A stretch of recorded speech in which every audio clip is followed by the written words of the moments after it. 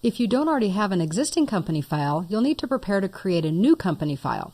Now I know the tendency is to get very excited and want to get right to work with QuickBooks, but trust me, you need to do a little bit of planning and that will actually make your QuickBooks setup go a lot faster, a lot smoother, and a lot more accurately. First of all, you'll need some basic business information. For example, what is your formal company name? What is your business entity type? And do you have a tax or an employee ID number or a TIN? You'll also need to know what your start date is going to be. Now that could be the beginning of your fiscal year, the date you're actually creating the file, or something in between, but it's a decision that actually needs to be made, so you know as of what date the QuickBooks information is accurate. Also along those lines, you have to have your most current financial details. For example, if you're going back 2 months and that's where QuickBooks is going to start, then you need things like bank account balances as of 2 months ago. Loans and credit card statements are also useful. If you have any currently due bills and you want to start with current accounts payable, you'll need copies of those as well. And of course, you want to know what money is still due to you or your accounts receivable. If you have inventory, you should probably have a current inventory number, again, as of your start date. And naturally, if you have customers, employees, and vendors, as well as product lists, those will need to be either imported or manually created. Lastly, don't forget that most businesses also have assets. Things like equipment, computers, vehicles, machinery, whatever it may be, that are actually assets to the company. Now, you don't necessarily have to have all of that detailed information with you the very first day that you start to set up QuickBooks, but it needs to be entered into the company file as of the start date in order for QuickBooks to be accurate. And it's really best if you have the information all pulled together so you can go through it fairly quickly and then get down to business. You'll also have some different accounting decisions that need to be made. One of the big ones is, are you going to be using a cash or an accrual accounting method? Now we'll go over a little bit more about what this is in just a moment. You'll also need to know how you're going to deal with your customers. Do you prepare estimates? Do you just have cash sales? Do you provide statements? Will you use classes to detail income and spending, or is a simple one income account and one spending account good enough? Many of these can be changed in the software later, but it's important to be as accurate as possible, as soon as possible with QuickBooks. When it comes to the term cash versus accrual accounting methods, sometimes it just makes people cringe. Now don't worry, this is actually not an accounting or a bookkeeping class, it's a software class. But you need to know the difference between cash versus accrual.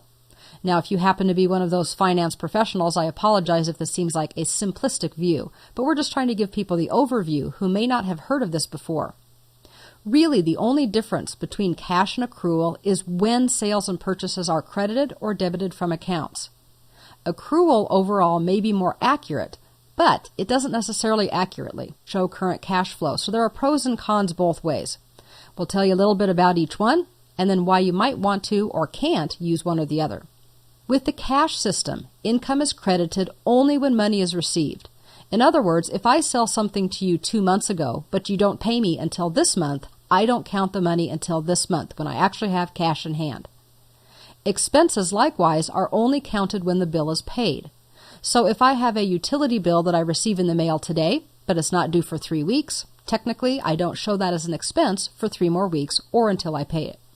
Companies with less than $5 million per year can usually choose either of these methods. Now, don't hold me to that. Again, this is not legal or accounting or tax advice. This is just a generality. So that means most small businesses can choose either one. However, also generally speaking, if you hold inventory that you resell to the public, then the IRS requires the accrual method. Those are just a couple of general rules that apply to most people. So what is it that this accrual method is? Well, that's when you actually show income and expenses when they are transacted, not necessarily when you receive it. So income is credited as soon as the transaction occurs, regardless of when it's paid by the customer. So if I sell you some training today, but you're not going to pay me for 30 days, I still get to show the income as of today. Likewise, expenses are counted as soon as the bill is incurred, regardless of when it is due. So if I take out a lease and I owe the lease in 30 days, I still show it in the accrual method. With the cash method, I wouldn't show it until it was actually paid. I think it's fairly easy to see the difference when you compare them side by side. The accrual method has one little caveat to it, and that is that usually sales are entered when the job is completed. So if you tend to work on long-term projects, that's one thing to consider.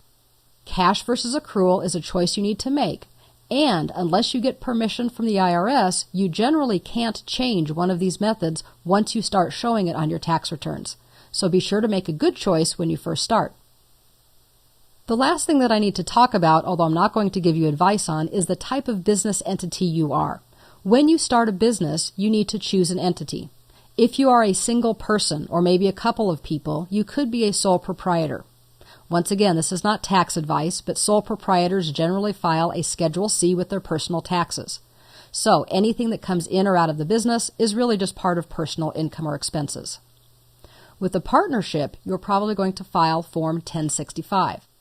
That means you have formalized the relationship between two or more people that are a partnership. Sometimes you want to limit the amount of liability that a company can have. In other words, separating the company's liabilities from personal liabilities. One of those newest methods is called a limited liability company, or an LLC, and it's actually very popular. It depends on the actual status that you've chosen and how you filed it, but you'll file either a Schedule C or an 1120 or an 1165, one of those forms. If you formed an LLC, then you get the choice of having your liabilities separated from your personal.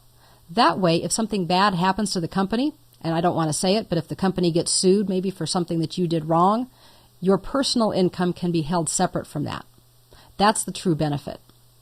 Lastly, of course, we have corporations. Corporations file Form 1120 or 1120S, and you can be a C Corp or an S Corp. I have to say it once again that this information is for illustrative purposes only and shouldn't be used to determine your personal filing status or entity requirements. Please consult an attorney or an accountant or both to determine your legal obligations and which choice is best for you. But when you're setting up your company file, you will need to tell QuickBooks which one of these entities you are. Why? Because the types of accounts that are created, especially tax accounts and filing of forms, depend on this particular choice. Once you make this choice in a QuickBooks file, it can't be changed later on. So again, make a good choice. If you ever upgrade, say from being a sole proprietor to a corporation, then you'll actually need to start a new set of books. And that makes sense because you would be starting those new books anyway, since a corporation is a separate entity from a sole proprietor.